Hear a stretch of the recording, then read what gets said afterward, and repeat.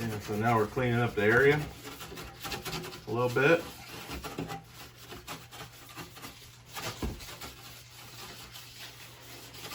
Yeah. Swiping down.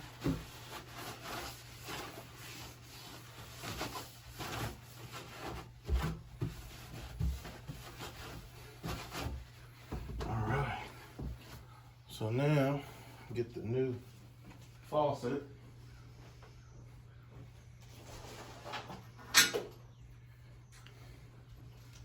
And you know when you're doing it right, because